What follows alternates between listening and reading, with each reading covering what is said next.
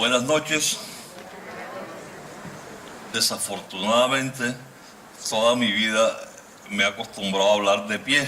Entonces me toca, Javier, que levantarme, hablar y todo. No, qué grato verlos a ustedes que han venido a escuchar esta conversación. Y ven que les cuento una anécdota. Javier es mi amigo, mi discípulo, y hoy es mi profesor.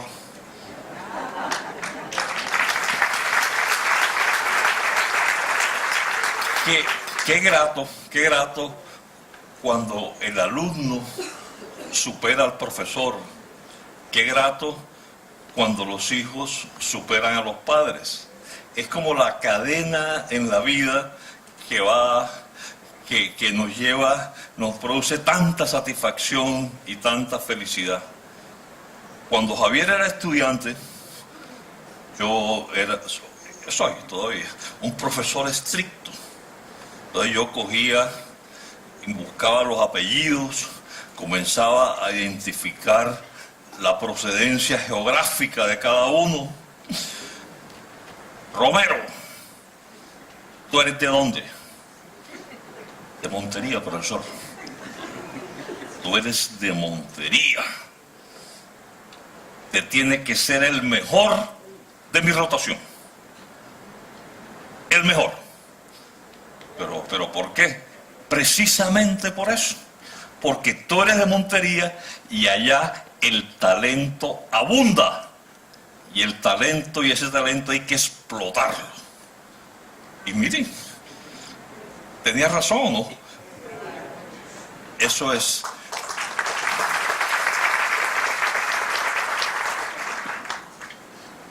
Y cuando yo recuerdo todas esas anécdotas y esas vivencias, y Javier buscando y viajando, en fin, hasta llegar a la universidad en Harvard y quedarse allá, pero con raíces y vínculos con nosotros, no siento sino satisfacción del deber cumplido como facilitador. Y en ese orden de ideas, Javier, ¿cómo aprendió tu cerebro? Bueno, yo creo que esto también lo aprendí de él. Tengo que pararme para poder hablar.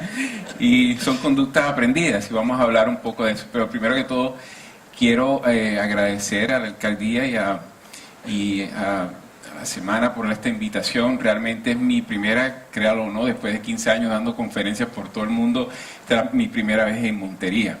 Y de verdad es un honor. Y hoy quiero dar un saludo especial a las damas de la Liga contra el Cáncer, que vi que están bien en todas y a todos los invitados.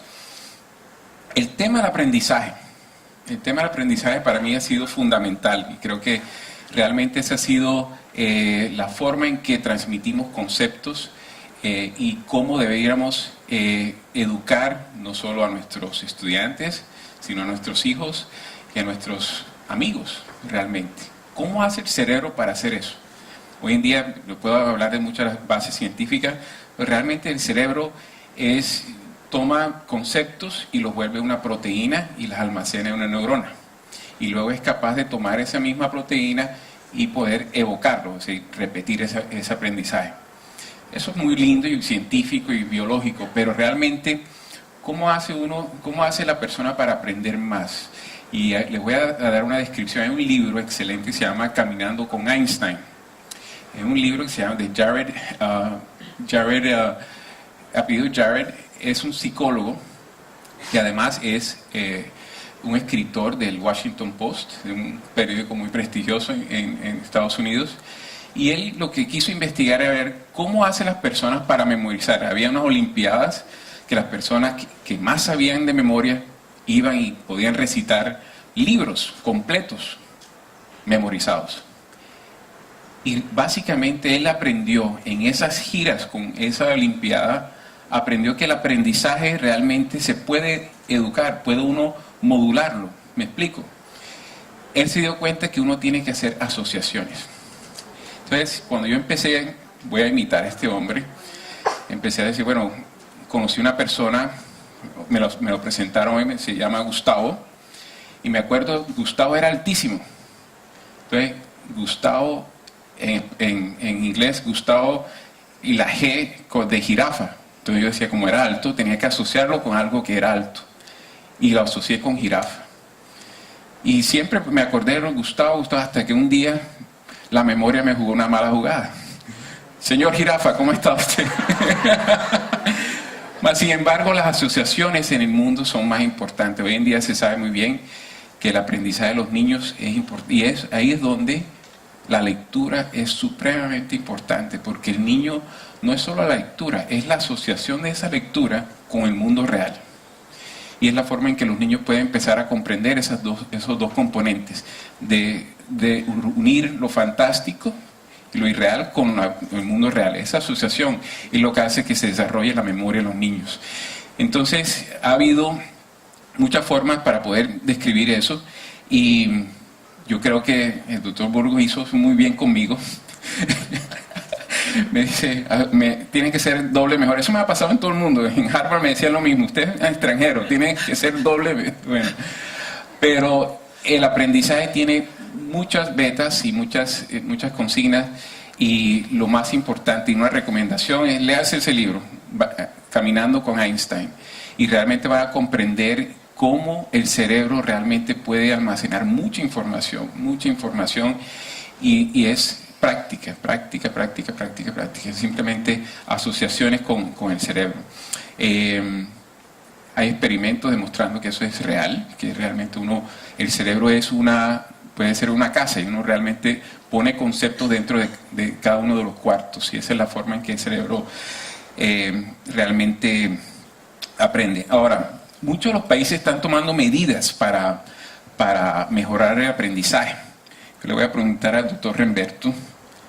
Esta es la primera vez que puedo preguntarle algo, realmente. Esto está buenísimo.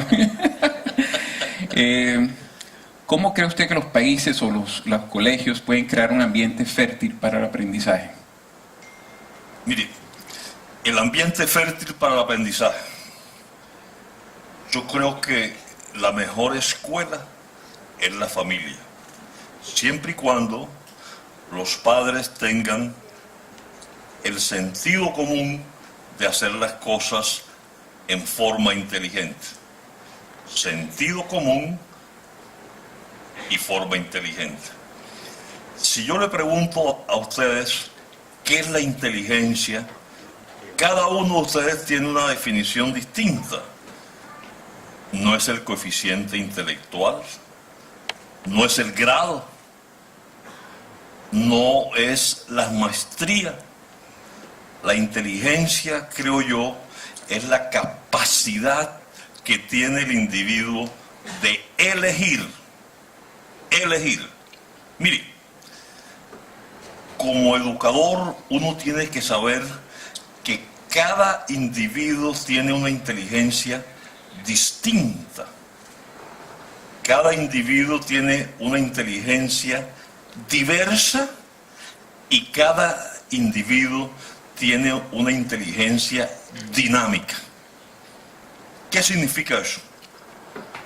Que uno solo aprende lo que ama o lo que le interesa, porque detrás del aprendizaje y de la recepción del conocimiento lo que hay es la emoción. La emoción es el sellante, la emoción es lo que pega la información. Yo me imagino yo transmitiéndole a Javier ingeniería y cálculo, fiasco total. Pero si yo le transmitía a él inquietudes de investigación, de cerebro, de neurociencias, eso que despertaba el interés de él es la clave del aprendizaje. Primer mensaje nuestro: la emoción respalda los procesos de aprendizaje. Vea, si uno coge la pirámide del aprendizaje y comienza a explorar las diversas actividades, uno dice, yo leo, eficacia en el aprendizaje, 10%. Yo escucho, eficacia en el aprendizaje, 20%.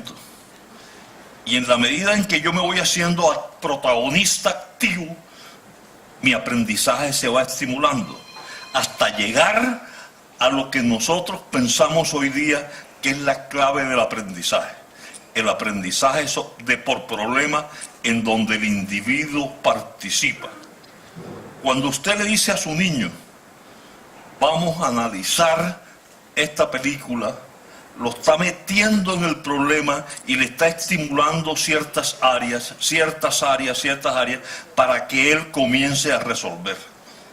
Y si yo tengo el sentido común de enfocarlo a lo que el muchacho le interesa, que eso viene a propósito con un sello genético prácticamente inmodificable. Entonces, ese sello genético yo lo puedo explotar dándole emoción al aprendizaje. El aprendizaje interactivo, el aprendizaje por problema, el aprendizaje donde el muchacho es el protagonista de las soluciones, es el aprendizaje mucho más eficaz. Yo creo, Javier, que si yo puedo transmitirle emoción al aprendizaje, ahí está la clave. Hay obviamente unas estrategias marginales, las aulas interactivas, la posición de los pupitres que se modulan, las ayudas, etcétera, etcétera. Pero no, yo creo que la esencia del aprendizaje está en que yo como profesor, como docente, yo pueda contagiar de emoción para que el muchacho comience todo el proceso de creatividad. Correcto. No, totalmente de acuerdo. Es una de los puntos más importantes en educación hoy no es solo esa educación unidireccional. Me explico. Yo estudié en un colegio aquí en Montería y en ese entonces realmente la información es unidireccional. Uno se sentaba, éramos 40 en el salón y era una dirección que la información, no había bidireccionalidad. Me explico. Hoy se sabe muy bien, me refiero un poco a lo que dices, lo que te refieres que hay que evocar ese conocimiento, no solo tenerlo, sino hay que evocarlo. En Estados Unidos hoy en día los colegios lo que hacen es que el estudiante tiene que presentar el tópico, no el profesor. El profesor es solo una persona que hace una infusión de emociones y es un guía de la educación, pero no es el que prepara la clase. Es impresionante. Mi hijo está en una clase, son 12, él tiene que exponer el tema y los otros tienen que saber del tema para poder discutir y cada uno tiene que decir algo. Y la forma de expresión es muy importante porque uno tiene que expresar lo que sabe para poder reaprender. Me explico. Reaprender quiere decir, cuando uno tiene un concepto y lo tiene claro, la única forma en que el cerebro vuelva a aprenderlo y lo vuelva a proteínas, como le dije, es que tiene que evocarlo, tiene que decirlo. Si uno se queda callado, por ejemplo en mi caso, se quedaba callado y tenía que, básicamente uno contestaba el examen, escrito y devolvía el examen, pero no más, no tenía que evocar, no tenía que explicarlo, simple y llanamente tenía que responder a unas preguntas. Eso es muy importante. ¿Y qué ha traído eso? La creatividad. Cuando uno solo repite lo que le dicen y lo califican de acuerdo a la exactitud con la cual le enseñaron, uno no va a ser creativo. Porque usted sabe que el momento que se salga de ese lindero, pues lo rajan. Más o menos eso es lo que sucede. Entonces, la educación hoy en día no es que uno quiera reinventar que 2 más 2 es 6, no, 2 más 2 es 4. Mas, sin embargo, las formas de llegar a esa respuesta tienen que ser variadas. Y eso es lo que hay que estimular en los jóvenes hoy en día. Gracias a Dios, los jóvenes hoy en día tienen una creatividad inmensa. A pesar que la tecnología tiene lados negativos, tiene lados positivos. Hay una creatividad inmensa en formas de crear diferentes formas de llegar a un objetivo. Y eso es lo que hay que incitar, porque si los profesores todavía enseñan que esto tiene que ser X y Y, pues no vamos a llegar no va a haber creatividad. Ejemplo son los asiáticos en Estados Unidos. A pesar de tener los exámenes más altos en Estados Unidos, no son los que más tienen creatividad, no son los que inventan compañías, no son los que tienen las compañías más exitosas en Estados Unidos por falta de creatividad. ¿Por qué? cuando ellos le enseñaron era como el profesor decía y lo demás no se tenía en cuenta. Así que eso con respecto a la creatividad. Pero sigamos con la emoción y el cerebro. El cerebro, 1.5 kilos, por Dios. 1.5 kilos. Una estructura maravillosa que se gasta el 30% de toda la energía que nosotros producimos. 30% en 1.5 kilos. Es una estructura dinámica, con una capacidad ilimitada, y en las emociones es absolutamente fascinante. Fascinante. ¿Cómo creen ustedes que uno debe decirle a la mujer amada? ¿Te quiero con mi corazón o te quiero con mi cerebro? Con ambos. El amor, por ejemplo, es de las cosas más maravillosas que hay desde el punto de vista neurobiológico. El amor, nadie se explica cómo nace ese primer amor. Es un flechazo en donde los organismos de control que tenemos cerebrales, como que con ese latigazo entran en un año sabático. Javier, ¿cómo es la cosa del amor en el cerebro? Es un tema complejo. Una de las cosas a las cuales me dedico es resonancia funcional. Resonancia funcional es un método de imágenes que activan áreas específicas del cerebro y uno sabe cuál es el área que se activa. Por ejemplo, ya sabemos que si uno habla, hay una región en esta región, porque soy diestro, dominante, que se activa. Sabemos que también cuando muevo los brazos de esta manera se activan dos giros o cortezas en estas partes. Pero hay una cosa. Ningún estudio ha podido detectar cuál es la área del cerebro que se desactiva con el amor. Porque el amor es un sentimiento extremadamente complejo. Tiene unas variables que se confunden. Por lo tanto, eso lo hace lo más interesante. Yo creo que eso es lo que hace interesante, que no sepamos exactamente. Se activan muchas áreas diferentes. Y el problema es que el amor activa... Hay una confusión en señales realmente a nivel de la amígdala, la corteza prefrontal, y cuando la persona se mete a un resonador, como dice, bueno, lo ideal es que uno le muestra imágenes de la familia, de la mamá, del papá, eso es amor, y ver qué áreas, y se activan áreas de una manera inmensa, pero no se sabe, son muchas áreas, no es una área específica, no es como el habla, como algo así. Entonces, yo creo que enredé más el amor que lo que es, pero esa es la realidad. Es una de las características humanas más importantes, nos diferencia de los animales de una cierta medida, y es difícil de medirla. Entonces, creo que hay tarea para los futuros estudiantes que estén aquí en radiología, ¿no? ¿Alguno de ustedes le ha dicho a un hijo, mira, mijo, esta muchacha no te conviene? Por esto y esto, o viceversa. Mira, lleva 5 novias, pueblos vecinos, ay, tal, ese no es el tipo y tal. Y desafortunadamente la amígdala del lóbulo temporal, que es el semáforo del peligro, está dormida. Y uno le puede decir al hijo, no. Y el tipo dice, me caso porque me caso. Y no hay nada que hacer. Ese es el año sabático, y la corteza frontal, que es lo que adquiere el conocimiento, le dice, hombre, no hagas eso, ¿no? ¿Cómo haces eso? Mira lo que te están diciendo. No, y el tipo se casa y se casa. Ese es el amor. Lo importante es cuando yo puedo articular el amor con la razón. Y cuando yo articulo el amor con la razón, yo conjugo algo maravilloso, el verdadero amor. Ese es el que Javier y yo queremos que ustedes y su cerebro elaboren, maquinen, vivan, y lo practique.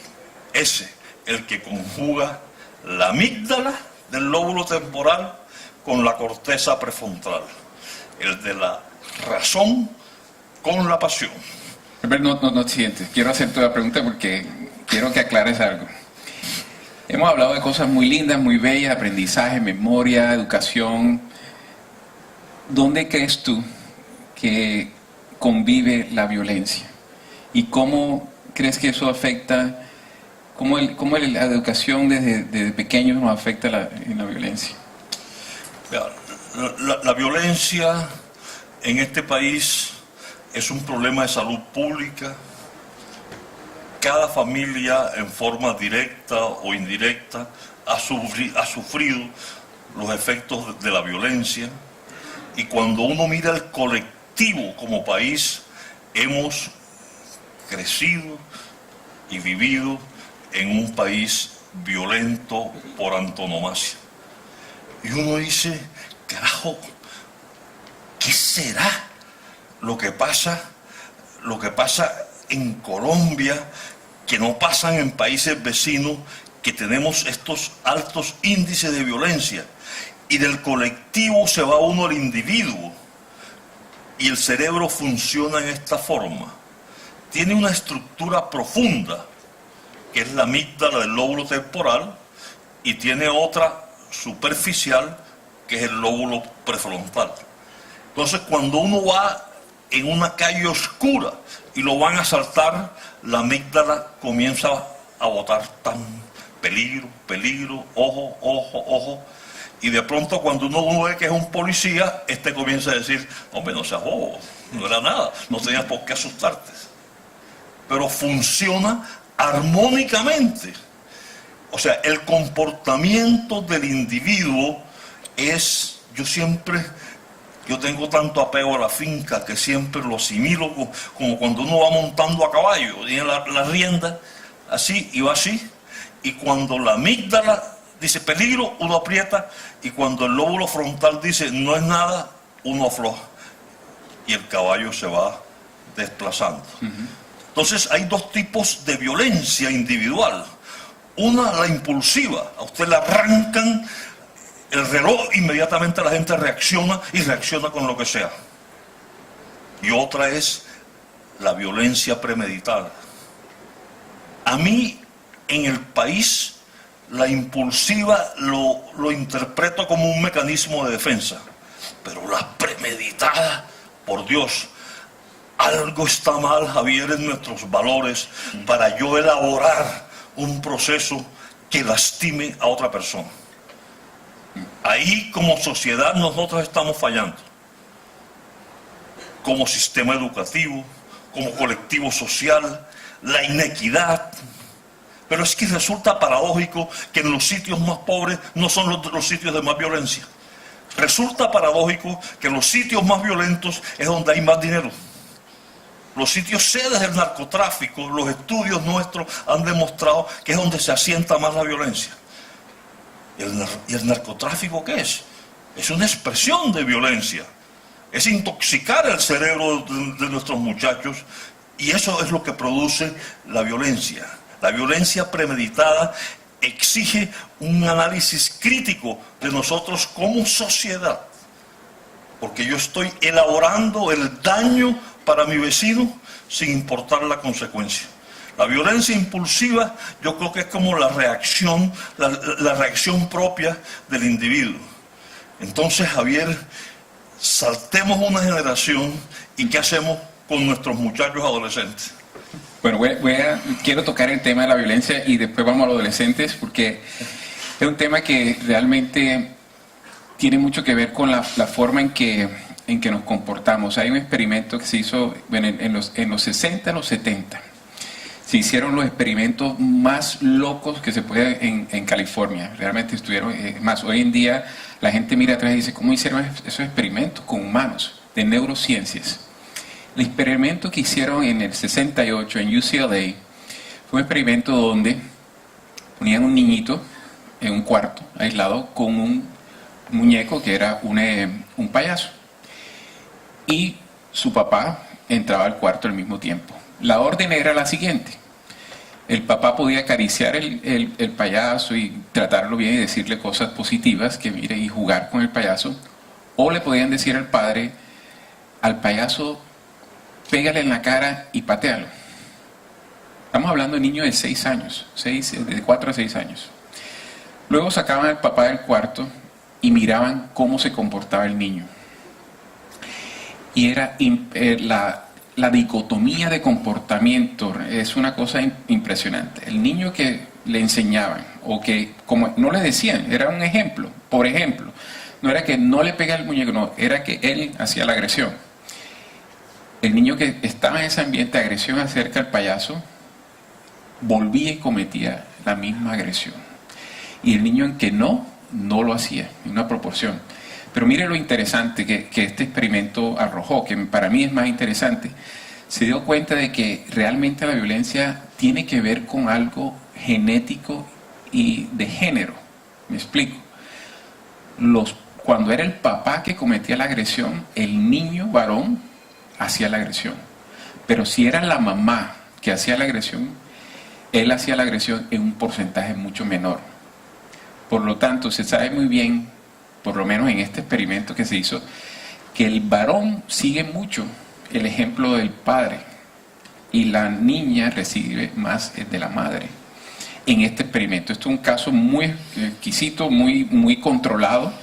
Puede haber hogares donde eso no exista, mas sin embargo en este estudio que se hizo con varios pacientes se dieron cuenta que realmente la familia y ese acercamiento tiene mucho que ver con esa violencia.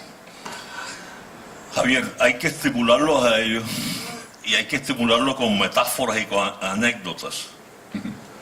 Hace unos años acá en Montería hubo algo muy popular. Un señor ganadero mayor encontró que su esposa estaba con el vecino mucho más joven.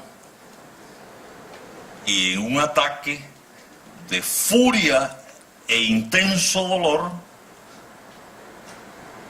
mató al amante de la esposa. Yo no sé si ustedes se acuerdan, eso fue yo estaba muchacho, un juicio absolutamente fabuloso en los estrados de la 28. La gente llevaba silla arrima, se escuchaban la voz. Me siguen con el cuento, ¿cierto? O sea, el abogado penalista era el doctor Manuel H. Iriarte, un hombre de una gran elocuencia, y el abogado defensor era un personaje nuestro absolutamente único, el doctor Corena, conocido por todos por sus excentricidades. Y el argumento del doctor Corena sobre esta violencia pasional pudo mitigar la pena. Me da ahorita un poquito de pudor decir los términos que él utilizó, pero fue violencia pasional. Entonces, ¿qué ocurre? Que cuando la amígdala ve una situación de esta, inunda tanto de mensaje violento que inhibe el control que el cerebro tiene sobre el comportamiento. Es lo que ustedes vieron en la película famosa de Michael Douglas, Día de Furia, cuando el tipo llega a un McDonald's y coge el revólver o la pistola y porque no le sirven el desayuno por haber llegado un minuto más tarde.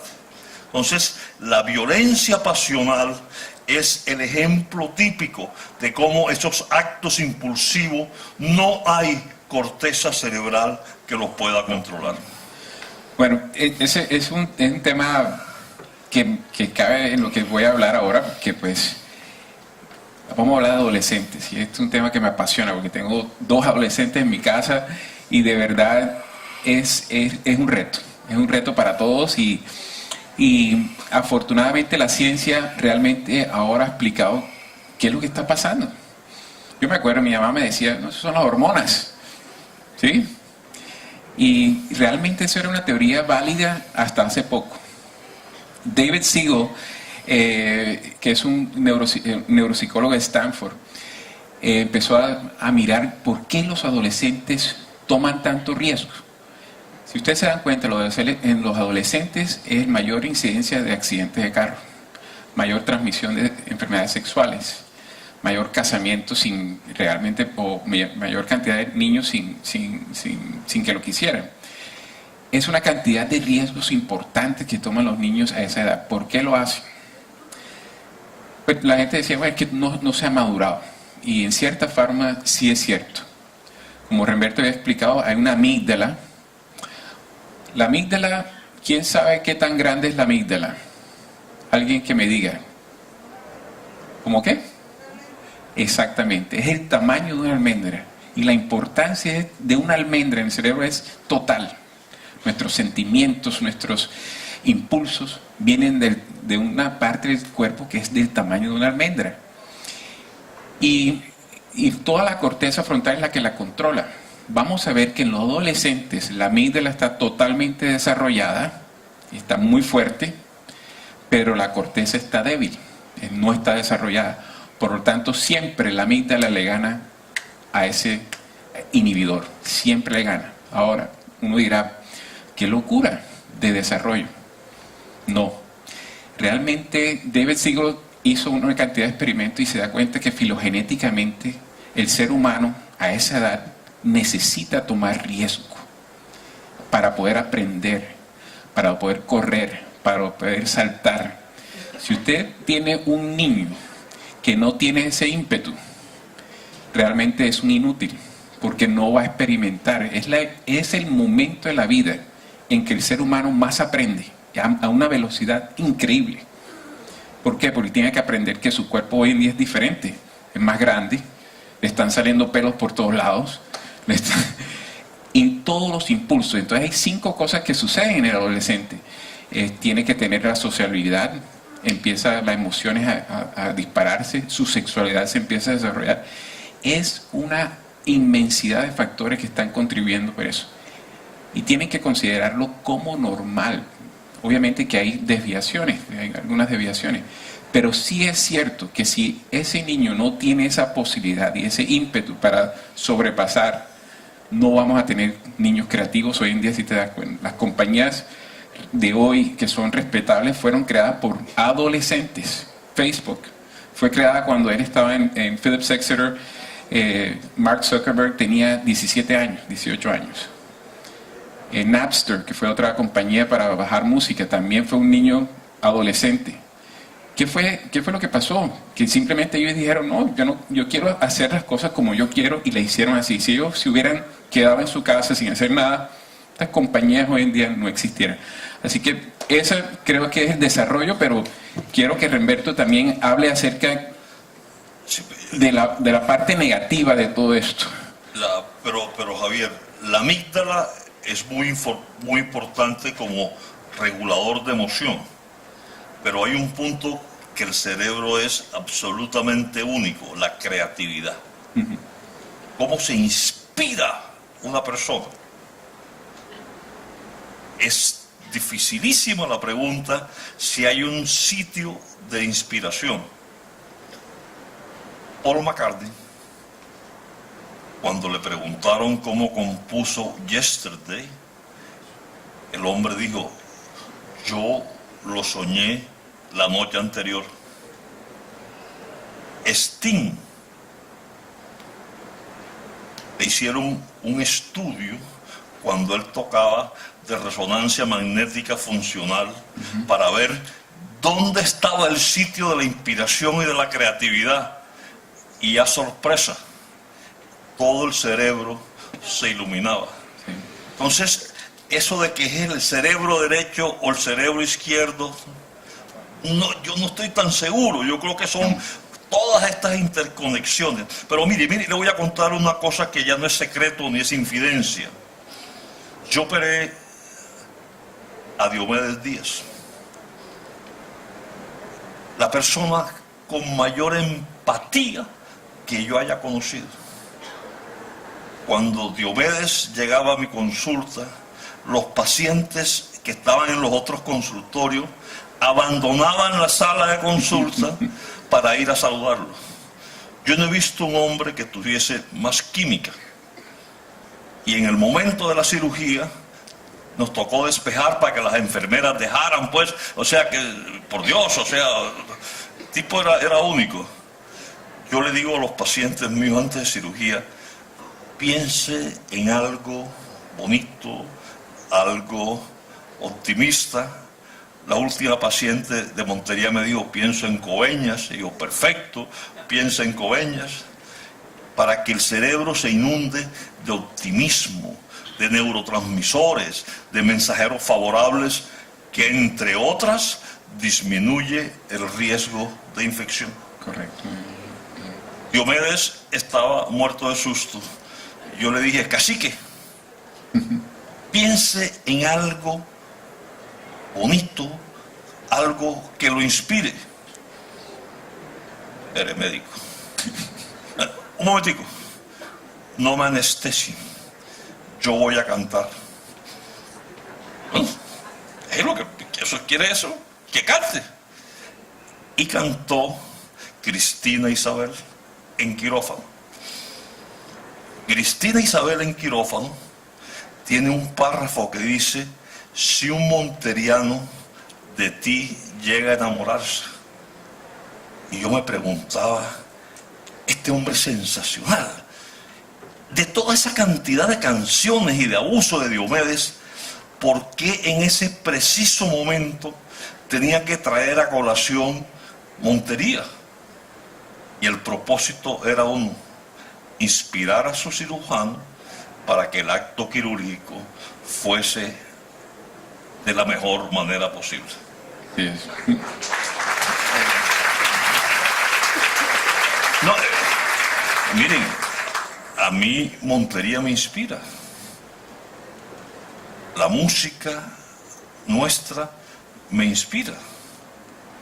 Eso me llena y me reconforta, y por eso yo, no obstante las dificultades que estamos viviendo, tengo una convicción profunda en Córdoba. Y yo creo en Córdoba. Y creo que vamos a superar esto, y mi cerebro me está mandando mensajeros positivos, porque sé que todo esto que está pasando es transitorio. Tengo la absoluta certeza que Córdoba está acostumbrada a superar la adversidad y lo va a ratificar en muy poco tiempo. Pero tenemos que meterle eso, la pasión, el optimismo, motivar al cirujano, como lo hizo Diomedes cuando mencionó esta tierra. Bueno, es un fenómeno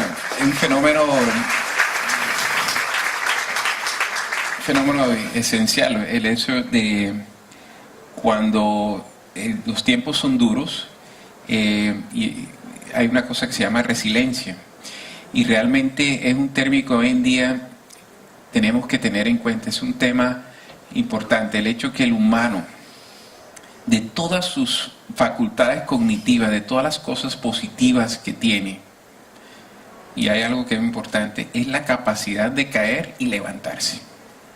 Es una de las más importantes.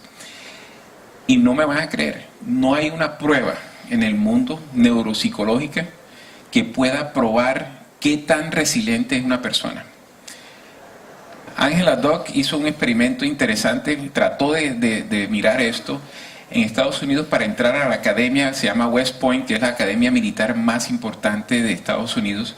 Se necesita hacer un examen que es riguroso, le hacen el IQ intelectual para ver qué tan inteligente es, las pruebas físicas, es supremamente exigente. Y de pronto ella dijo, yo voy a hacerle una prueba a todos también, pero yo quiero saber qué tan buenos son cuando les va mal. Entonces hizo la prueba y se dieron cuenta que la prueba de ella era mucho mejor que las miles de pruebas que le hacían a los cadetes para predecir quién iba a terminar el curso, que es supremamente riguroso en eso. Se llama resiliencia. Yo quiero saber tu concepto acerca de resiliencia. Mire, la palabra que más le gusta al presidente Duque se llama resiliencia. Es la capacidad que tenemos de superar. Y a mí me encantan mucho las metáforas. Yo de muchacho viví en el barrio de La Julia y cerca de la Circunvalar había un entrenamiento para boxeo de una persona que el idioma sinuano le fue transformando el apellido de Higgins, terminó en Giña, el famoso Mono Giña. Entonces ahí iban todos los muchachos a practicar boxeo por la tarde en el patio de su casa con bolsas de arena y todas estas cosas. Era pues golpear a la pobreza, buscar los sueños. Y el Mono Giña, sin camisa habitualmente, le gritaba a los muchachos cuando el otro le golpeaba y lo tomaba al suelo: para ser campeón tienes que caerte muchas veces, pero para ser campeón tienes que pararte siempre. Ese es el concepto de resiliencia. Y cuando uno mira las bases neurocientíficas de esto, porque eso es muy importante para ustedes como padres, la resiliencia, uno nace con un patrón genético, pero también nace con unos procesos de aprendizaje.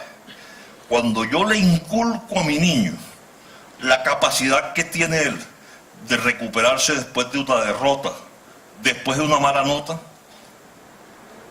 o del rechazo de los amigos, eso significa que yo le estoy inculcando cómo manejar las frustraciones y la adversidad. Y se ha visto, demostrado, que cuando el niño tiene esa estructura infantil de superar la adversidad, las frustraciones de adulto son menores. Es absolutamente, Javier, impresionante cómo los niños de mentalidad sana infantil son personas que manejan muy bien el término de la resiliencia.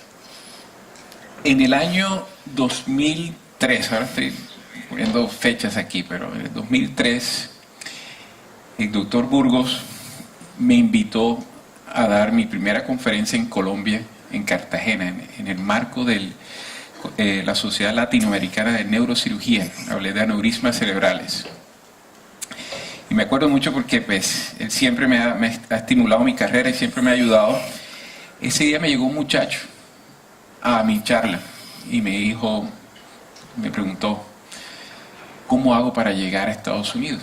¿Cómo hago para ser radiólogo en Estados Unidos? A mí me encanta esto. Y yo le expliqué: mira, hay que hacer esto y hay que estudiar esto. Y le dije: esto va a ser difícil, pero es posible. Yo no supe de ese muchacho y hace poquito me fui para Barranquilla. Me invitó la Sociedad de Neurología a dar una conferencia en Barranquilla. Y se me acerca un señor y me abraza. Y me dice: doctor Romero, por usted yo soy hoy radiólogo. Y yo lo miré, ¿cómo así? Usted en el 2003 me habló acerca de cómo no fui a Estados Unidos, pero porque no tenía dinero. Pero aquí estudié en una universidad pública, me preparé, me gané una beca, me fui para la Fundación Santa Fe, soy radiólogo de la Fundación Santa Fe y ahora trabajo en la clínica Puerto Azul en Barranquilla. Para mí, eso fue lo mejor, de verdad.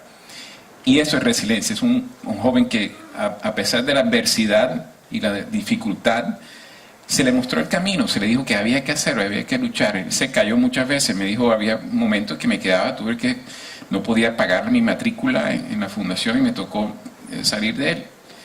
Y entonces esos son creo que los valores más importantes que tienen que inculcarle a los jóvenes, no tanto protegerlos de caerse, sino enseñarles a levantarse. Eso es lo más importante.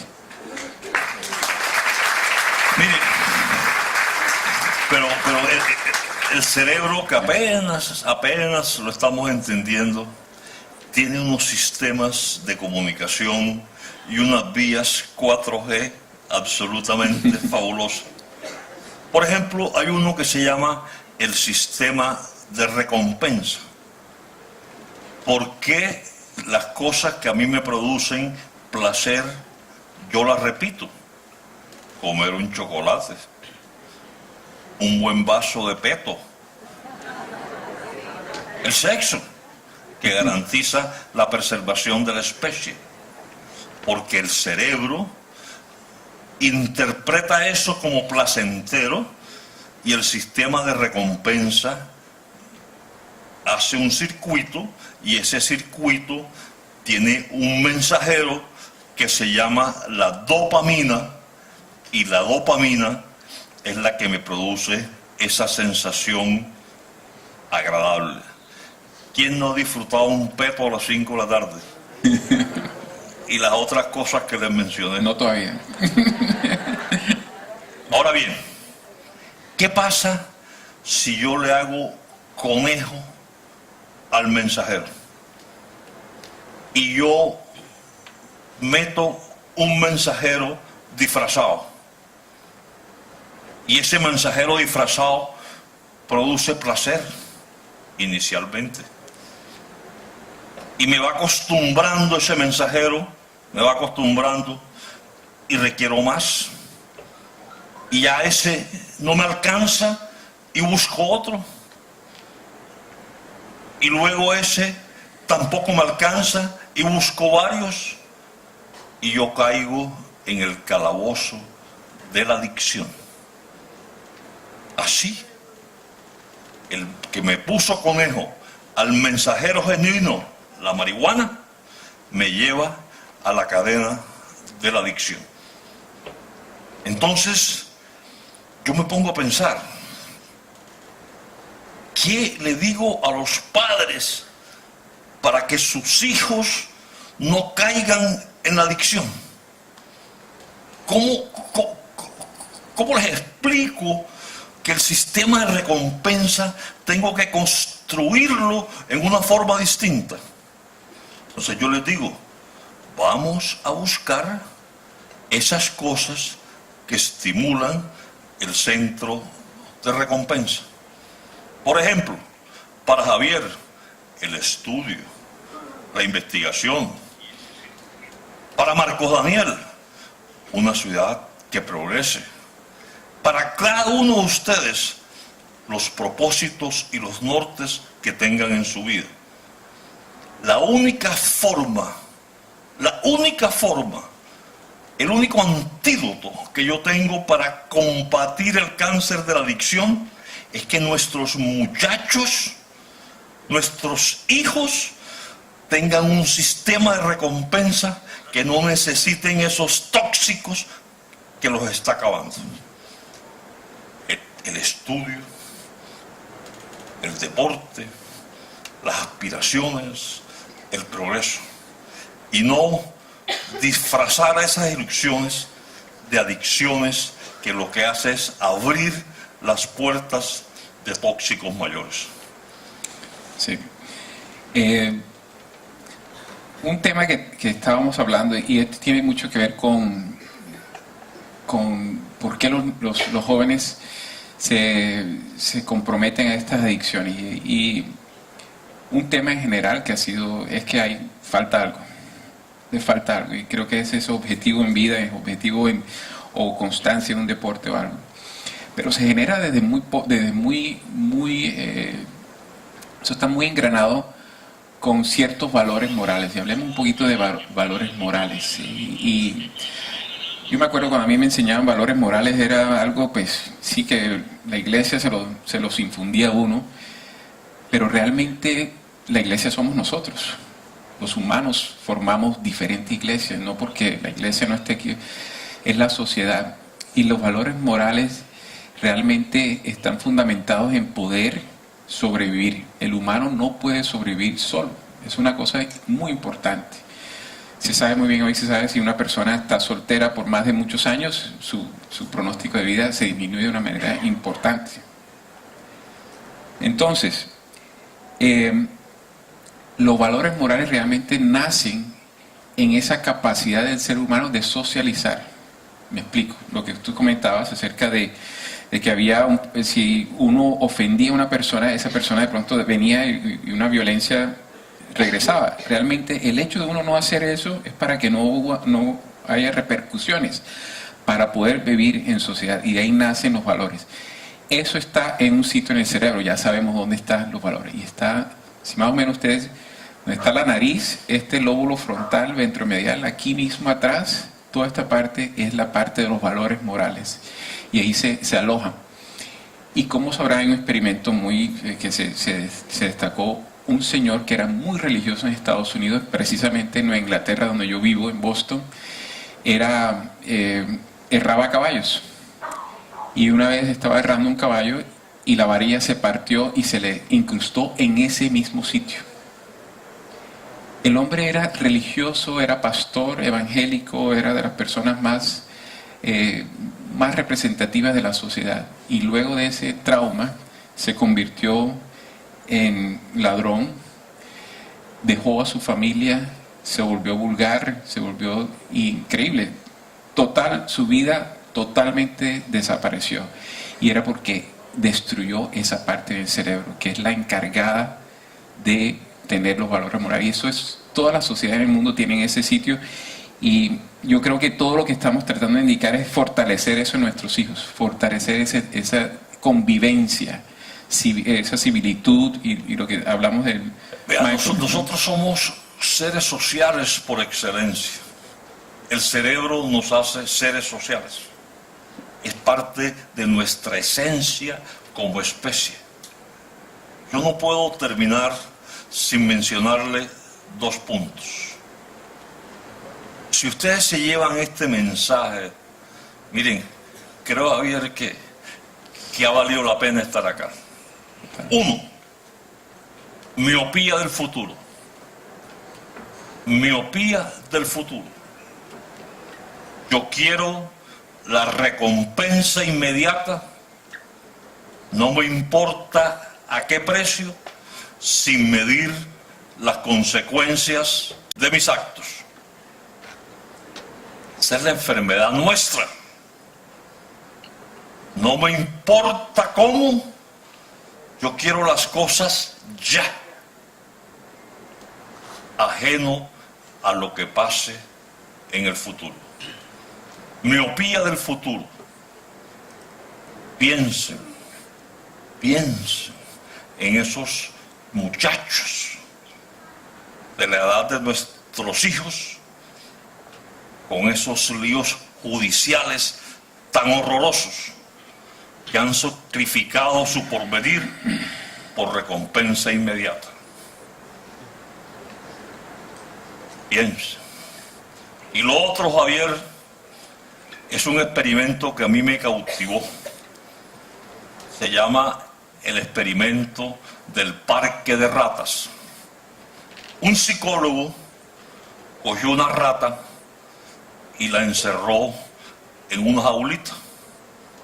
Y la rata tenía dos opciones para tomar agua. En una era agua pura y en la otra era agua con droga. La rata, estando sola, tomaba el agua con droga. Luego sacaron a esa rata y la llevaron a un parque de ratas, donde habían otras ratas, donde podía socializar, donde el ambiente era favorable, donde podía cohabitar sin lesiones, y colocaron las dos jarras, la de la droga y la del agua pura. La rata tomaba el agua pura. Pero si la droga estaba en igual cantidad, ¿por qué no tomaba la droga? Porque tenía un ambiente fértil, un ambiente familiar, un ambiente de comunicación, un ambiente de diálogo. Y ese es el mensaje cariñoso que queremos dejarle. No hay mejor medicina para el cerebro que la que ustedes le pueden dar a sus hijos en su casa. Lo demás es complementario. Muchas gracias. Muchas gracias.